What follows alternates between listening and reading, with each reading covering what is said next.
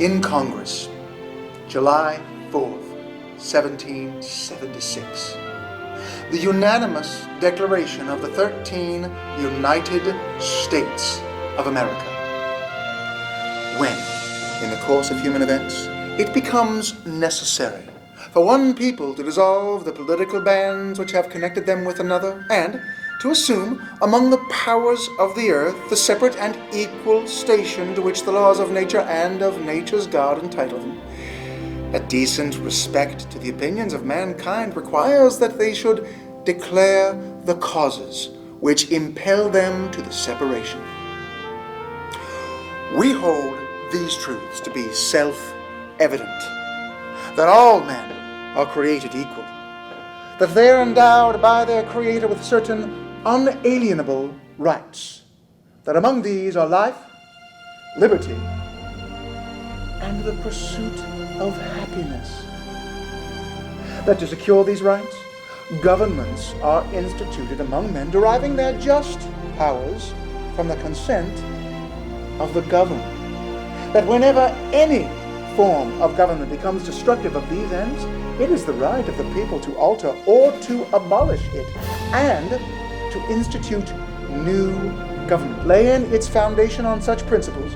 and organize in its powers in such form as to them shall seem most likely to effect their safety and happiness. Prudence, indeed, will dictate that governments long established should not be changed for light and transient causes, and accordingly all experience hath shown that mankind are more disposed to suffer,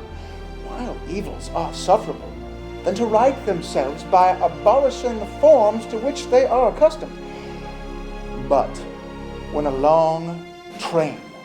of abuses and usurpations, pursuing invariably the same object, evinces a design to reduce them under absolute despotism, it is their right, it is their duty to throw off such government and to provide new guards for their future security. Such has been the patient sufferance of these colonies, and such is now the necessity which constrains them to alter their former systems of government.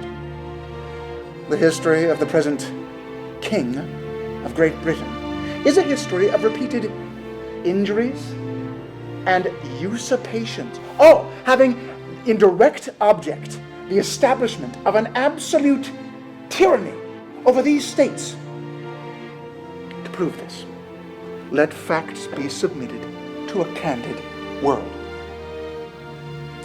He has refused his assent to laws the most wholesome and necessary for the public good. He has forbidden his governors to pass laws of immediate and pressing importance, unless suspended in their operation till his assent should be obtained, and when so suspended, he has utterly neglected to attend to them. He has refused to pass other laws for the accommodation of large districts of people, unless those people would relinquish the right of representation in the legislature, a right inestimable to them and formidable to tyrants only. He has called together legislative bodies in places unusual, uncomfortable, and distant from the depository of their public records, for the sole purpose of fatiguing them into compliance with his measures. He has dissolved representative houses repeatedly for opposing with manly firmness his invasions on the rights of the people.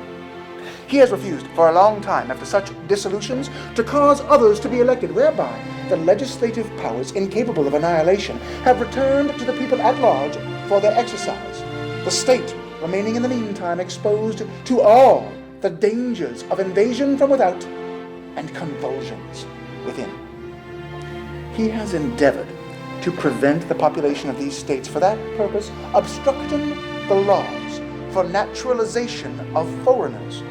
refusing to pass others to encourage their migrations hither,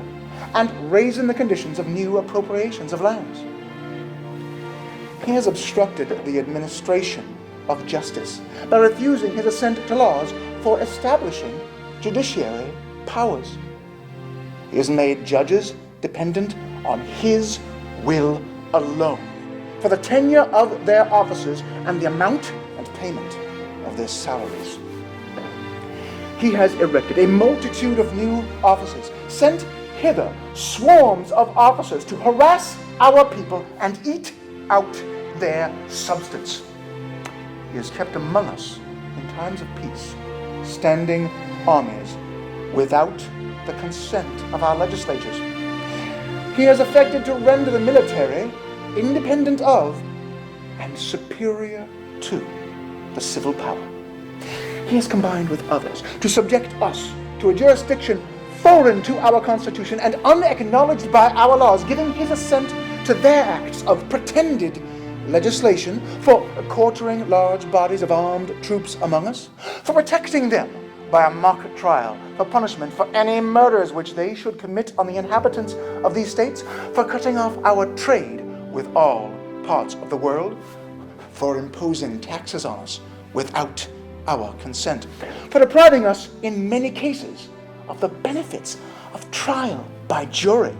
for transporting us beyond seas to be tried for pretended offenses, for abolishing the free system of English laws in a neighboring province, establishing therein an arbitrary government, and enlarging its boundaries so as to render it at once an example and fit instrument for introducing the same absolute rule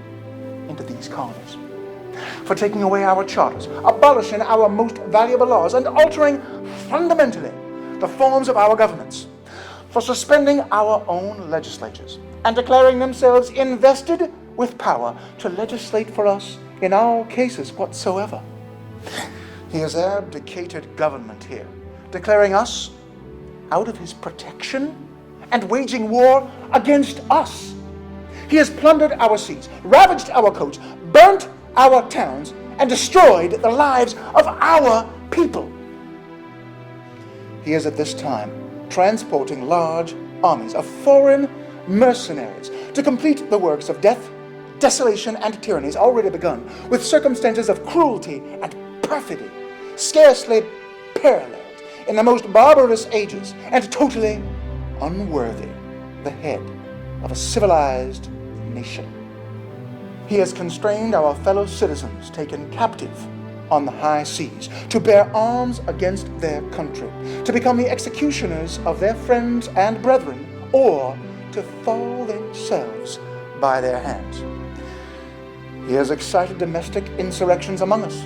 and has endeavored to bring on the inhabitants of our frontiers, the merciless Indian savages, whose known rule of warfare is an undistinguished destruction of all ages, sexes, and conditions.